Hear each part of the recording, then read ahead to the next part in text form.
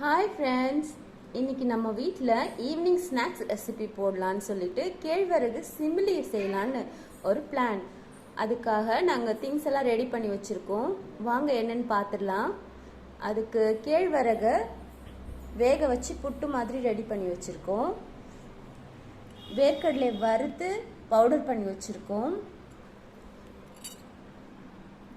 கருப்பு எள்ளு வறுத்து இந்த மாதிரி பவுடர் பண்ணி வச்சுக்கணும். அதுக்கப்புறம் வெல்லத்தை பொடி பண்ணி இந்த மாதிரி வச்சுட்டு நம்ம இதை உருண்டை மாதிரி பண்ணுறதுக்கு நமக்கு நெய் தேவைப்படும். அதையும் ரெடி பண்ணி வச்சுக்கிட்டோம்.